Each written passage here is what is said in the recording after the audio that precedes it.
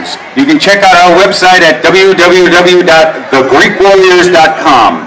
We're an ancient Greek warrior reenactment group made up of many different people, and we all have a common interest, and that is our love of the ancient Greek warrior and ancient Greek culture and literature, architecture. So it's brought us to the point where we've actually brought this to life for you. Now, we're all dressed as ancient Greek warriors right now that you see.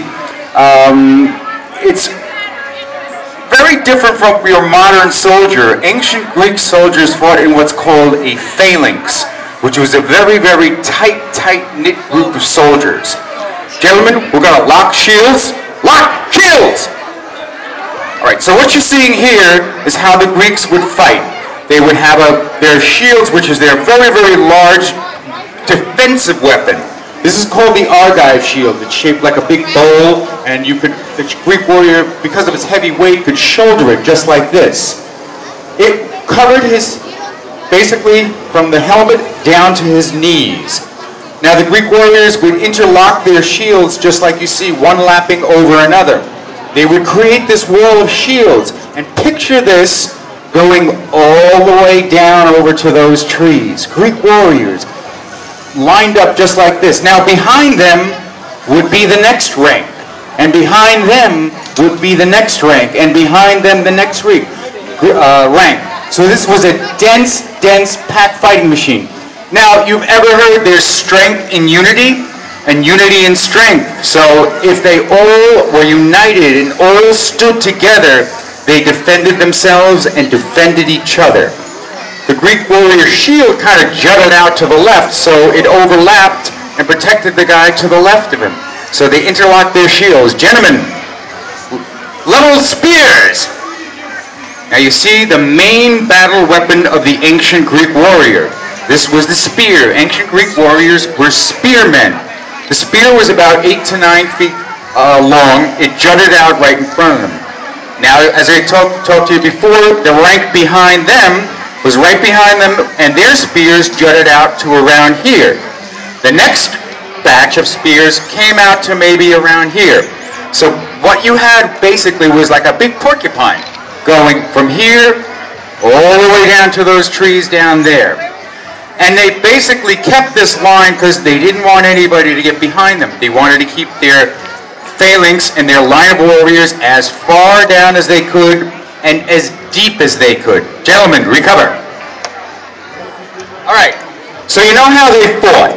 Now, the spear had an iron spearhead, and Richard, you'll turn it to the other side.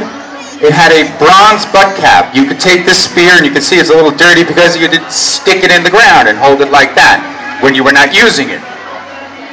If the spear broke in the midst of battle, if the spearhead broke, he would turn it around and use the butt cap. If that broke altogether, he would resort to his sword. This is a Spartan short sword. You can see it's actually very small. It's not like bigger swords that you see in all kinds of movies. The Spartans fought very close quarter. It's a leaf-shaped spear. It gets a little wide at the end, and it was basically a thrusting sword and an overhand sword. You can see it's a real weapon.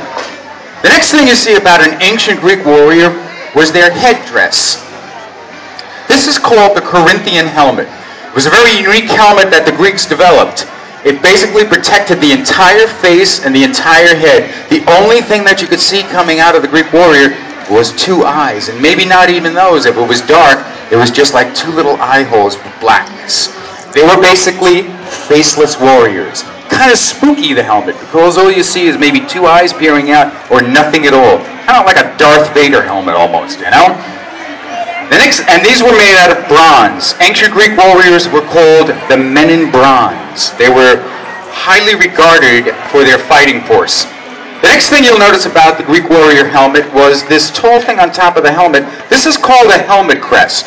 There are 2 types. The more ancient and ones that we used in Sicily in more ancient Greek were called the J-hook crest. It came up straight and went over like this.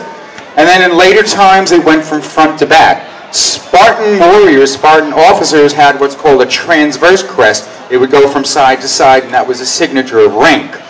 Now, this is made out of wood, maybe sometimes sheeted in metal.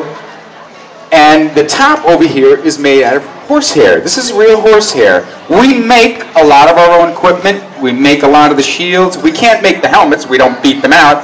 So we buy those, but we make a lot of these things. We make the shields. We do leather work. We do the horsehair crests. The horsehair crest had several purposes. Number one, in ancient times, people weren't as tall. So this made them look taller and more imposing, more fearful. So you'd see this thing waving around in the midst of battle, waving in the breeze. It was also functional. Like I told you before, if you had an overhead sword, an overhead spear coming down at you, this thing helped to protect the head. This came so that it protected the helmet and therefore the head. So maybe this helped prevent and use blunt some of the thrust of the sword, or the overhand thing of the sword. The next thing you see that their shield covers them from head down to the top of the legs. You see that our legs are covered with these metal things here. These are called greaves or shin guards. If you've ever gotten kicked in the shin, you know what it's like. It hurts and you go down, and nobody can go down in the midst of battle, because once you went down in the midst of battle, you probably never got up again. So these shin guards prevented you from getting your shins hurt, because in the midst of battle, you were really battling face to face, and there was kicking going on, and punching, and swords, and spears, and so you had to be as protected as possible in ancient battle, because you were facing your enemy face to face. Now the next thing, gentlemen, if you take your shields and put them to the side of you, is the body armor we're wearing. There's two types that you see before you today. This is more, what I'm wearing is a more ancient kind of armor, body armor. This is called the muscle cuirass. Kind of mimics the muscles of the chest and the upper part of the chest, and as you can see, I work out. The next kind of armor that you see here that Sal has and Rich has is called a linothorax. They suspected it was made out of linen, layers of linen glued together, but it probably had a lot of leather and metal scales in it. It was a lighter body armor. It protected the groin area, the chest area, and the shoulders area.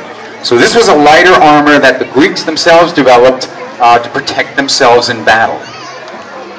They fought again at a very close quarters. It was called a phalanx. It was all for one and one for all. You stood your ground, you protected your fellow soldier, and all you knew, because you're looking at only in front of you, was you going forward.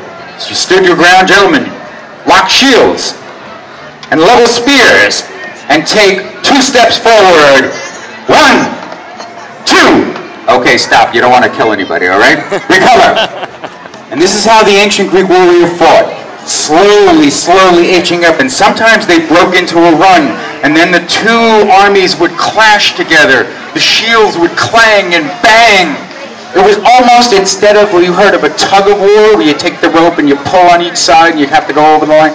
This was called a push of war, where the two armies, like we said, was from here all the way down there. They met each other and they clashed in a mighty battle. And this is how they fought in ancient times. We are the Greek Warriors. Thank you very much. Visit us at thegreekwarriors.com. We thank you, Holy Trinity, all the volunteers in this wonderful church. Enjoy the festival. Thank you.